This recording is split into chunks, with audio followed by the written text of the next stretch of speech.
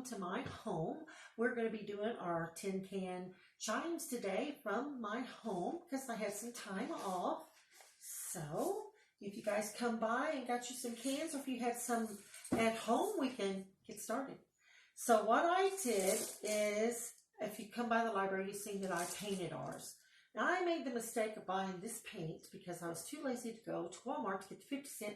I paid $1 for the bigger bottle, and I just don't recommend it. It cracked really, really bad. I ended up washing my cans like 3 or 4 times, and it didn't stick well. It's kind of runny.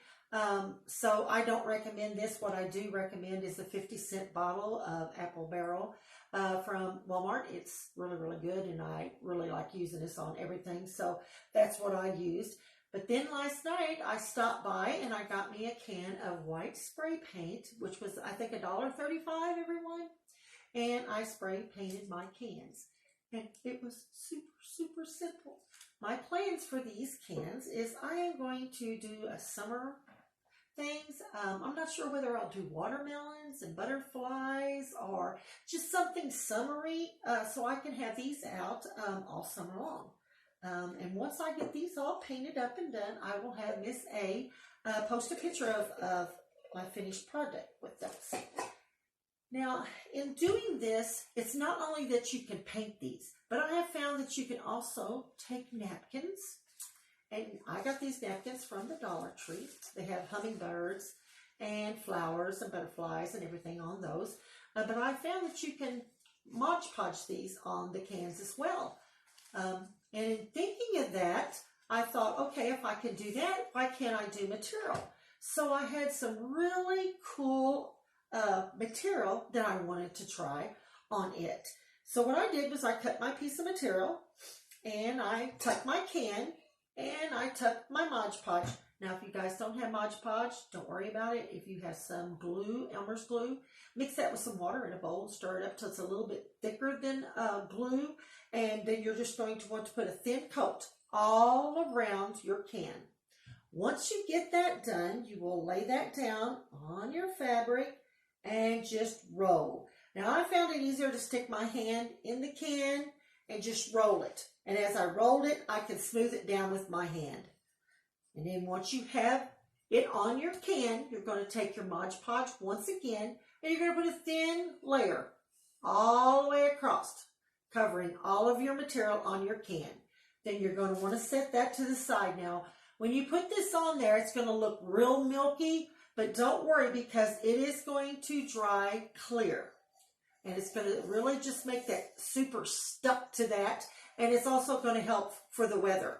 And this actually was just so easy.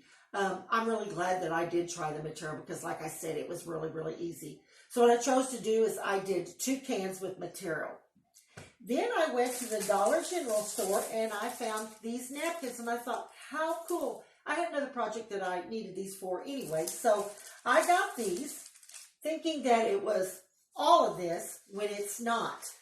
It's actually like this. So to do my can, I took 2 napkins and I just cut out this and used this. I cut 2 of these squares and then I pieced it together on my can.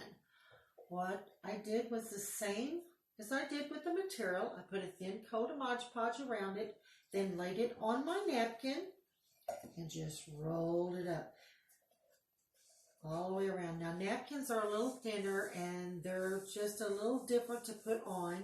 But once you get it on, then you're going to want to head and put your next coat right over the top of it. And don't worry if it bubbles up or looks like it's cracking or anything, because that just gives it the aged weather look. Then you're going to set it over to the side too as well. Once you have all of your cans done and they're dry, then you're going to be ready to connect them. Now you're going to put this however you want it. If you want it on a piece of driftwood and you're doing it 3 like this, if you're putting it on 1 string and putting 1 at the top and 2 on the bottom, or if you're going to do yours like this. And by the way, this was done with napkins. I thought it turned out really cute. What you're going to do is you're going to want to put your string through your first one, and you're going to want to put a loop in that. So you'll have something to tie it onto. Then, see how this slides up and down? We don't want that. So once you get this up to the top where you want it to be, you're going to put something up here to stop it from sliding down. So you can tie it in a huge knot up in there, or you can get one of your dad's washers or nuts or bolts or whatever it is, just something to keep it stable so it doesn't slide down that string. Once you get that done, then you're going to take your string and put it through your second one. Okay, like so.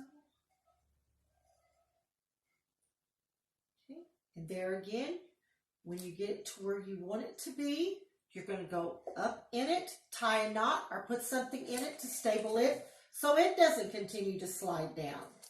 Then find one that I did. This is one that I did with napkins. Remember I said you could do them with napkins, anything you wanted to, is that you will tie a knot in your top so it doesn't slide. Slide your string down through and voila. And I just added some beads because it had white and blue in my hummingbird ones. And this one probably should have went up a little bit higher so it lined up, but I actually kind of like mine like that. And it gives it enough jingle for me. So I really liked mine. And then that's all you got to do is line your string. Now if you don't have any string, you can use wire if you have to, just whatever you have on hand. Just make it, use it however you want to. Like I said, you're going to put your thread down through your hole. You're going to either put a washer on there. Like I said, my husband was out of washers, so I used a nail. And I tied that on there so that it won't slide down anymore. Then you're going to put your string through your next one. Again, you're going to put something on top so this one doesn't slide up any farther if you're going to do them that way. If you're going to do them on a driftwood, you'll just put one string tied off, one string tied off, and do this one the same. Or you can use one string there again and put them through and put them all together like this. You can put these together however you want to because it's going to be your chime and you get to decide how you want that to work for you. But I think I'm going to do mine just like this, and I'm going to add some of my beads that I found at a thrift store. I found red, white, and blue. Can you believe it? So that's what I'm going to do with that one.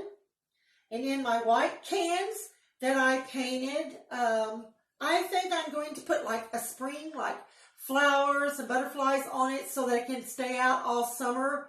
So once I get these all decorated, I will have Miss A post a picture of what mine looks like.